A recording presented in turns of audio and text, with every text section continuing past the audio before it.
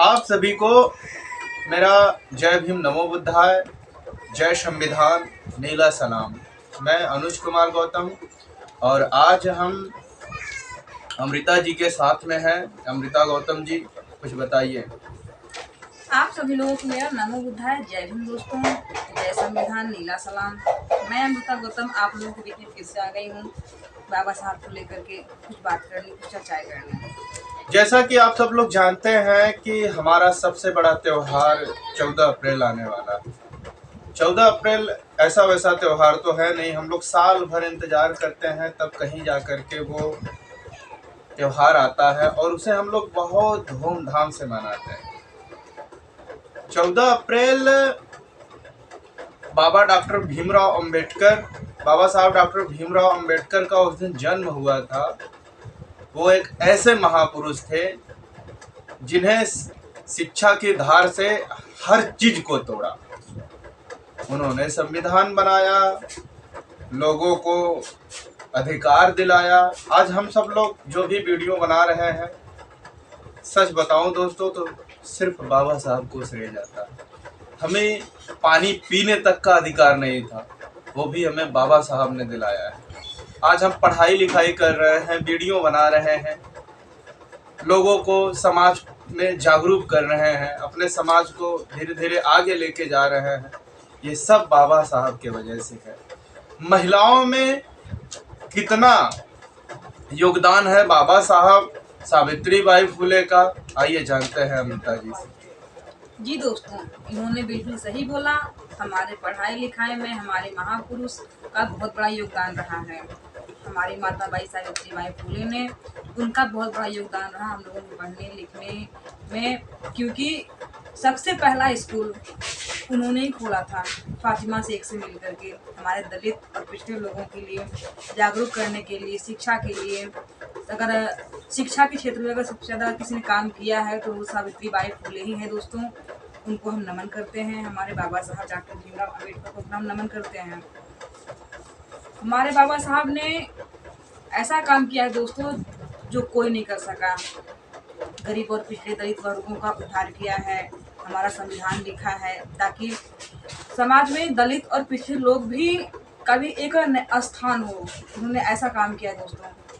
अगर अब संविधान नहीं बनाया होता तो आज हम लोग भी कहाँ से कहाँ होते। आज उन्हीं की देन है कि हम लोग पानी पीने का अधिकार है, कहीं आने जाने का अधिकार है। आज के समय में दोस्तों महिलाएं डीएम, सीएम, पीएम, कलेक्टर हर क्षेत्र में हैं।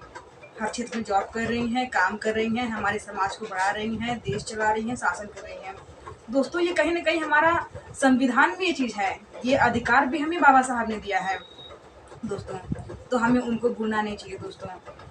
कई ऐसे हमारे देश का कहीं ना कहीं दुर्भाग्य है दोस्तों कि आज कई गाँव में अगर कहीं आप चले जाओ तो बाबा साहब के नाम तक की भी किसी को पता नहीं है कि बाबा साहब हैं कौन, हमारे महापुरुष हैं कौन। कहीं ना कहीं हमारे गांव का ऐसा दुर्भाग्य रहा है कि जहां लोग नहीं जानते कि हमारे बाबा साहब कौन हैं, उन्होंने क्या किया है हमारे समाज के लिए, हमारे देश के लिए, हमारे लोगों के लिए, पिछड़े वर्ग के लिए क्या किया है। तो ऐसा दुर्भाग्य दोस्तों, ऐसा नहीं होना चाहिए। जिसने हमें पीने से लेकर के पानी पीने के लिए, हमारे समाज के उद्धार के लिए, दलित लोगों के लिए काम किया है दोस्तों, उनको तो नहीं बोलना चाहिए। न कि हमें कभी कोई देवी देवता भगवान इत्यादि किसी ने कुछ नहीं दिया है दोस्तों। आज हमें जिस चीज़ का भी अधिकार है, बोलने का अधिकार है, हर एक चीज़ करने का अधिकार है, वो हमें बाबा साहब ने दिया है।